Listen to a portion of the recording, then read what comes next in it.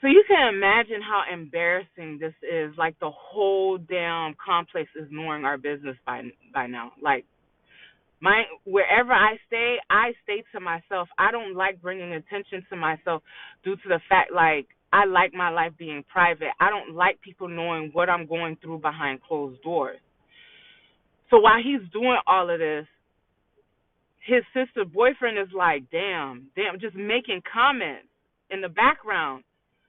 So then he goes, oh, and then his mom was like, well, you can't be causing the trouble. She's the one that plays it. This is her apartment or whatever. You need to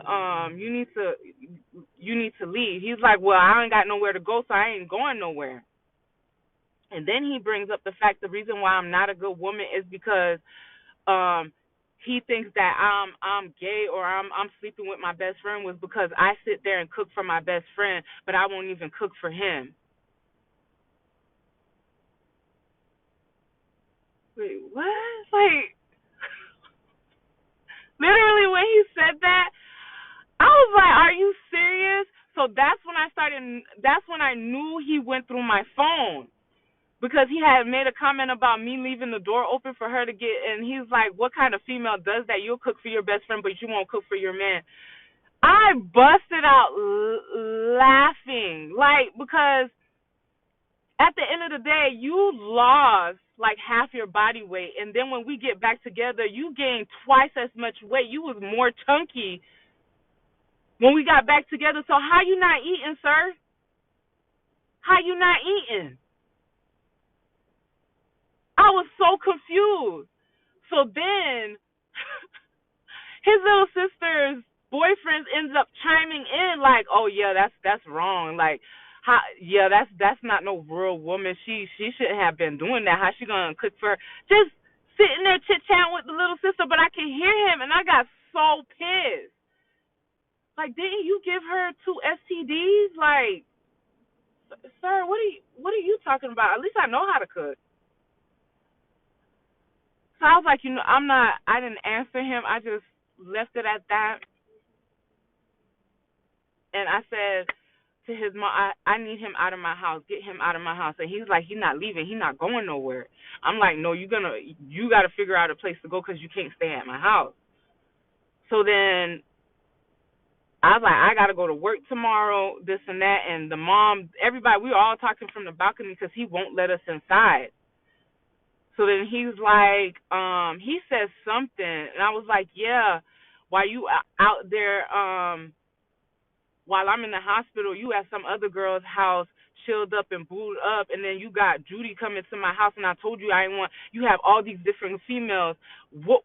Why do you want to stay with me? So he gets mad because I end up saying that out loud.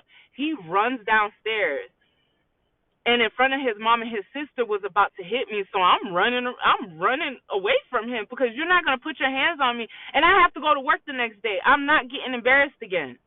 So he chases me around the car, and then he runs back upstairs, and then he says, um, well, I'm not taking his kids with him. I can take my kids and leave. I said, no, I'm not doing that. I'm taking my kids and I'm leaving. That's how it's going to go. They're going to go to daycare. They're going to go to school, and I'm going to go to work. Just like that. Like, you're not telling me what I can and can't do with my children. I take care of them. You don't have no money to take care of them. So then the mom like talks to him and was like, let me just get the kids. Let me just get the kids so she could go so we can leave. You calm down or whatever. So he ends up giving me all the kids. And I'm like, I'm going to just go to a hotel. I got enough money to go to a hotel, and then I'll figure out what I need to do. And then she goes, well, instead of you taking the little kids, take the older kids to the daycare, to school, and we'll keep them until you figure out what you need to do. Because we don't want, because I know it's going to be hard for you to drop them off in the morning time to daycare because I had to be to work mad early. So before I agreed to that, because she tried to keep her other daughter's kids or whatever, but I understood that because her other daughter was like moving real reckless. Like she was looking for love so bad, she would like just get with dudes just to get with dudes. Like when we first got together, his one of his sisters ended up like meeting some dude off the dating website, and then 2 weeks later she drove them all the way to Fort Lauderdale. I don't know if they're still together now, but when we end up like when I completely cut ties with him, like she was still down in Fort Lauderdale, so she was in Fort Lauderdale for a couple of years. But she ended up trying to keep the kids at one point. So I asked the mom, I'm like, am I gonna get my kids back? Cause I don't want that. Not, and she kind of got offended, but no, I'm gonna get my kids back, cause like I said, like they're in it for really the money. And she's like, yeah, I'm gonna give you your kids back or whatever. So she takes the three youngest ones, and then I give her the diaper bags and everything like that, and I take my two oldest, book a hotel room next to their school, and we go to the hotel.